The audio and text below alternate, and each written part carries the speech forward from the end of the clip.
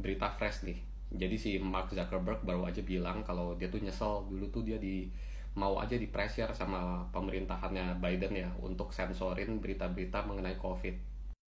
Jadi kalian ingat kan waktu di tahun 2021 itu banyak banget berita mengenai COVID tuh yang disensor, banyak yang nggak sampai ke pengguna sosial media, banyak yang ditutup-tutupi lah. Dan kalau yang tembus-tembus nggak dihapus itu tuh biasanya ada tandanya gitu loh, kayak peringatan bahwa kayak hati-hati misinformasi, berita yang lengkap tuh misalnya ada di CDC gitu, yang sejenis itu ya. Padahal kan kalau namanya sosmed ya harusnya kan media itu harusnya nggak berpihak ya, jadi tuh nggak bias gitu. Dan semakin banyak informasi ya, baik itu plus minus ya, yang pro dan kontra, itu tuh semakin lengkap. Itu tuh bisa bikin kita sebagai pengguna sosmed tuh uh, punya banyak info gitu, jadi bisa membantu kita dalam mengambil keputusan.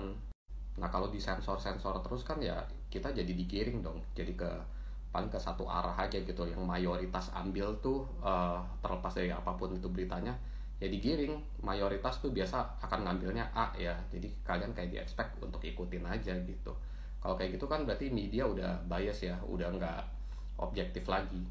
Nah jadi si Mark ini tuh seperti meminta maaf, dan dia bilang kayak dulu mereka harusnya bisa lebih tegas lagi ya, jangan sampai kena pressure begitu, dan mungkin kedepannya mereka tidak akan mengulangi hal seperti ini lagi.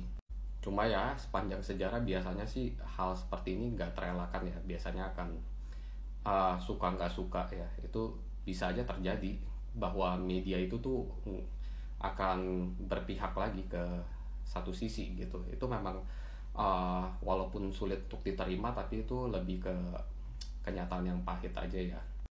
Jadi di sini gue bukan untuk bermaksud untuk menuduh, tapi maksudnya untuk kalau kita dasarkan dari statistik biasanya terjadi seperti itu. Jadi memang next time di kemudian hari kalau misalnya ada sesuatu kejadian lagi segala macam, ada baiknya kita tuh berhenti dan berpikir dulu sejenak untuk kebaikan diri kita sendiri. Dan kalau misalnya media-media besar tuh menyuarakan sesuatu ya, kita juga memang tetap punya hak untuk berpikir dan mengambil keputusan sesuai dengan apa yang menurut kita baik untuk diri kita.